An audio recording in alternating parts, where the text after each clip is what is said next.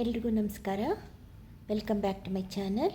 ಇವತ್ತು ಒಂದು north Indian curries ಮಾಡ್ತಾರಲ್ಲ, ಅದರದ್ದು ಬೇಸ್, ಕರಿ ಬೇಸ್ ಅದೇನಿರುತ್ತಲ್ಲ, ಆ ಗ್ರೇವಿ ಬೇಸ್, ಅದನ್ನು ನಾನು ಮಾಡಿ ತೋರಿಸ್ತಾ ಇದ್ದೀನಿ. ಈಗ ಯಾರೋ ರಿಲೇಷನ್ಸ್ ಫ್ರೆಂಡ್ಸ್ ಯಾರೋ ಬರ್ತಿದ್ದಾರೆ ಊಟಕ್ಕೆ, ನಾಳೆನೇ ತುಂಬ ಜನ ಬರ್ತಿದ್ದಾರೆ ಅಂತಂದಾಗ ಈ ನಾರ್ತ್ ಇಂಡಿಯನ್ ಡಿಶಸ್ಸು ಮಾಡ್ಕೊಳ್ತೀವಿ ಅಂದರೆ ಈ ಬೇಸ್, ಗ್ರೇವಿ ಬೇಸ್ನ ಮಾಡಿಟ್ಕೊಂಡ್ರೆ ಪಲ್ಯಗಳು ಮಾಡೋದಕ್ಕೆ ಈಸಿ ಆಗುತ್ತೆ.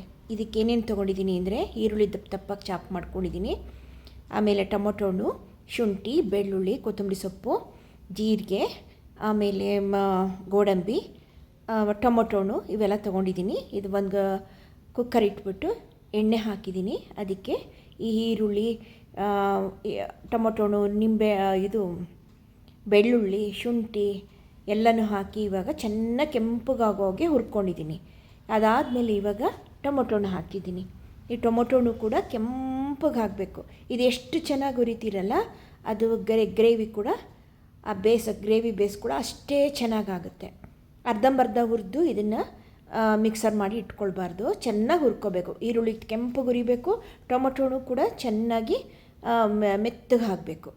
ಆ ಥರ ಆದಮೇಲೆ ಹಾರಾಕೊಂಡಿದ್ದಕ್ಕೆ ಗೋಡಂಬಿ, ಕೊತ್ತಂಬರಿ ಸೊಪ್ಪು, ಆಮೇಲೆ ನಾನು ಇದಕ್ಕೆ ಸ್ವಲ್ಪ ಒಣಮೆಣಸಿನ್ಕಾಯಿ, ಬ್ಯಾಡಗಿ ಮೆಣಸಿನ್ಕಾಯಿನ ಬಿಸಿನೀರಲ್ಲಿ ನೆನೆಸಿಟ್ಟಿದ್ದೀನಿ.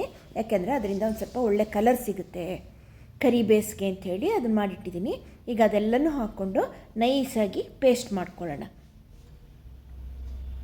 ಈ ಗೋಡಂಬಿ ಎಲ್ಲ ಹಾಕಿರೋದ್ರಿಂದ ಒಂಥರ ಚೆನ್ನಾಗಿ ಅನಿಸುತ್ತೆ, ಟೇಸ್ಟ್ ಕೂಡ ಎನ್ಹಾನ್ಸ್ ಆಗುತ್ತೆ. ಇದು ಮೇಯ್ನ್ ಗೋಡಂಬಿನೇ ಈ ನಾರ್ತ್ ಇಂಡಿಯನ್ ಗ್ರೇವಿಗಳಲ್ಲಿ ಟೇಸ್ಟ್ ಕೊಡೋವಂಥದ್ದು. ನೋಡಿ ಆಯಿತು, ಮಿಕ್ಸರ್ ಮಾಡ್ಕೊಂಡು ಬಂದಿದ್ದೀನಿ. ನೋಡಿ ಎಷ್ಟು ಚೆನ್ನಾಗಿ ಕಾಣಿಸ್ತಾ ಇದೆ ಅಂತ, ಕಲರು ನೋಡಿ ಎಷ್ಟು ಚೆನ್ನಾಗಿದೆ. ಈಗ ಇದನ್ನು ಹೀಗೆ ಇಟ್ಕೋಬೋದು. ಇವತ್ತೇನು ಈಗ ಮಾಡ್ತಿದ್ದೀನಿ ಅಂದರೆ ಹೀಗೆ ಇಟ್ಕೋಬೋದು.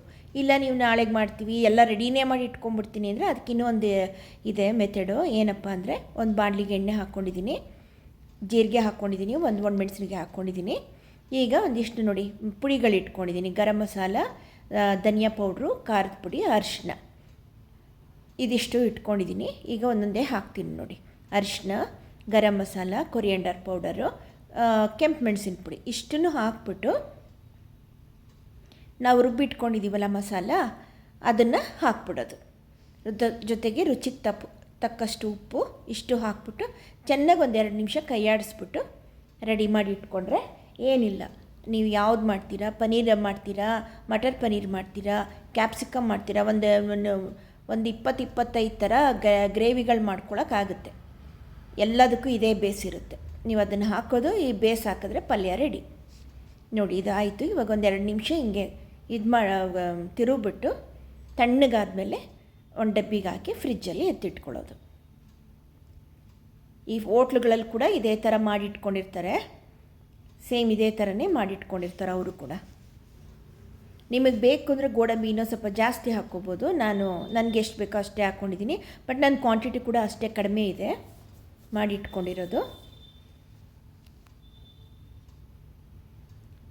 ಈ ಯಾರು ಗೆಸ್ಟ್ ಬರ್ತಾರೆ ಮಾಡಿದಾಗ ಕೆಲಸ ಜಾಸ್ತಿ ಆಗುತ್ತೆ ಅಂದಾಗ ಇದು ಮಾಡಿಟ್ಕೊಂಡ್ರೆ ಕೆಲಸ ಈಸಿ ಆಗಿಬಿಡುತ್ತೆ. ನೋಡಿ ಎಷ್ಟು ಚೆನ್ನಾಗಿ ಕಾಣಿಸ್ತಿದೆ. ನೀವು ಟ್ರೈ ಮಾಡಿ, ಓಕೆನಾ? Thank you.